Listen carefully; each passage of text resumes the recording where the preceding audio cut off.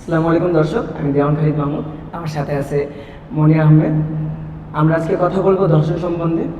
আসসালামু আলাইকুম মনির। ওয়ালাইকুম আসসালাম। কেমন আছেন আপনি? হ্যাঁ, আমি ভালো আছি। আপনি ভালো আছেন? জি আছি, আলহামদুলিল্লাহ। আচ্ছা, আজকে আমাদের মূলত বিষয়টা কি আপনারা যদি একটু দর্শকদের বলতেন। হ্যাঁ, আজকে আমাদের মূলত আলোচনার বিষয় হলো দর্শন, রেপ সম্পর্কিত আলোচনার বিষয়। আচ্ছা, আমরা মূলত ধর্ষণ বলতে কি বুঝি? হ্যাঁ, আমরা যদি দর্শনকে সংজ্ঞায়িত করতে যাই তাহলে আমরা দর্শন বলতে বুঝি কোনো পুরুষ কর্তৃক কোনো নারীর সাথে সম্মতি ব্যতি রেখে অর্থাৎ ইচ্ছার বিরুদ্ধে গিয়ে যদি কোনো শারীরিক সম্পর্ক চাপিয়ে দেয় বা যৌন সঙ্গম ঘটায়, সেক্ষেত্রে আমরা তাকে দর্শন হিসাবে সংজ্ঞায়িত করতে পারি, বা রেপ, যাকে ইংলিশে রেপ বলা হয়। আচ্ছা, এখানে যে সংজ্ঞা দিলেন আপনি, ওই ব্যতীত এখানে কি কোনো কন্ডিশন আছে আইনি অনুযায়ী? হ্যাঁ, আমরা দর্শনটা যদি দেখি তাহলে আমরা দেখতে পারি দর্শনটা আমাদের ফৌজদারি আইন অনুযায়ী একটা দণ্ডনীয় অপরাধ, সাথে এটা মানবাধিকার লঙ্ঘনকারী একটা অপরাধ।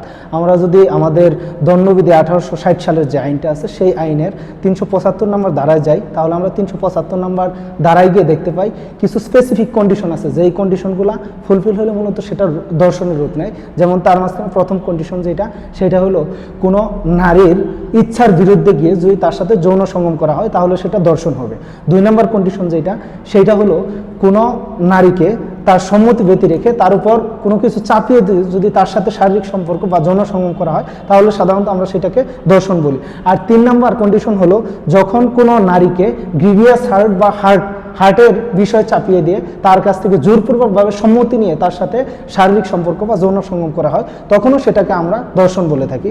আর 4 নম্বর যে বিষয়টা আমরা বলতে পারি সেটা হলো একটা প্রতারণার বিষয়, অর্থাৎ যে পুরুষটা শারীরিক সম্পর্ক করতেছে সে জানে যে সে ওই নারীর হাজব্যান্ড নয়, কিন্তু সে ওই নারীকে প্রতারণার ফাঁদে ফেলিয়ে নারীকে বিশ্বাস করিয়েছে যে সে তার হাজব্যান্ড। মূলত এই 4টা ক্রাইটেরিয়ায় আমরা যদি পরে সেটাকে আমরা রেপ বা দর্শন হিসেবে সংজ্ঞায়িত করতে পারি বা আখ্যায়িত করতে পারি। আচ্ছা দর্শক, তাহলে আমরা কন্ডিশনগুলো শুনলাম।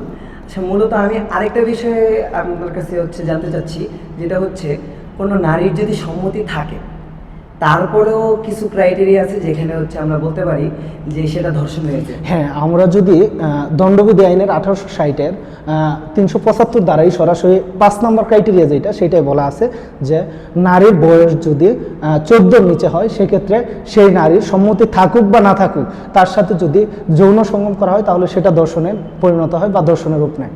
আচ্ছা, তো মূলত এখানে শাস্তির বিধানগুলো কি কি আপনারা যদি একটু আমার সাথে আমরা যদি দণ্ডবিধি 1860 সালের আইনের 376 দ্বারা লক্ষ্য করি, সেখানে আমরা স্পেসিফিকভাবে দেখতে পারি যে দর্শনের শাস্তির কথা বলা আছে।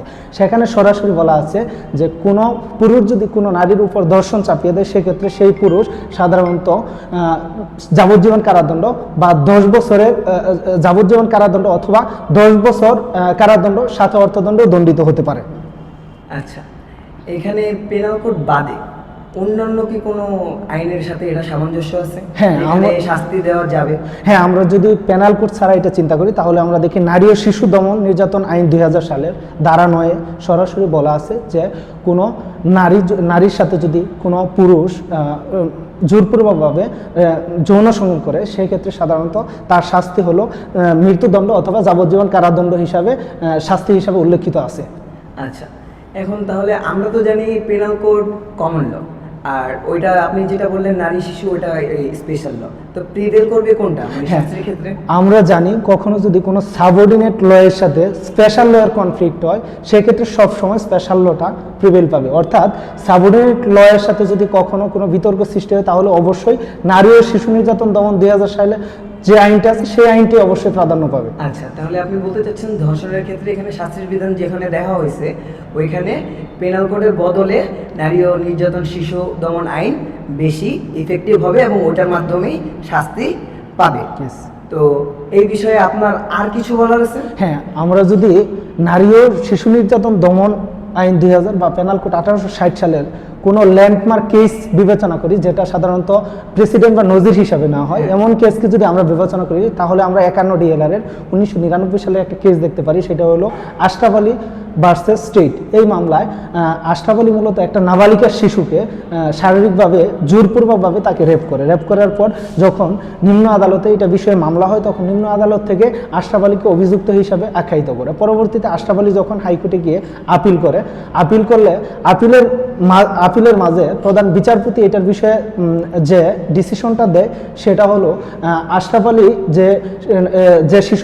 যে শিশুটার সাথে শারীরিক সম্পর্ক করেছে সেই শিশুটার শারীরিক সম্পর্ক বা তার কথাই হলো সবথেকে বড় এভিডেন্স। সেইখানে সাধারণত পারিপার্শ্বিক কোনো এভিডেন্সের দরকার পড়ে না, কারণ মেয়েটা যখন নিজে সাক্ষী দেবে তখন সেটাই হলো সবথেকে বড় এভিডেন্স। সেই ক্ষেত্রে আমরা যদি আনুষঙ্গিক কিছু এভিডেন্স নিতে পারি সেটা সাধারণত কোরাবোরেশন এভিডেন্স হিসাবে অন্তর্ভুক্ত হতে পারে।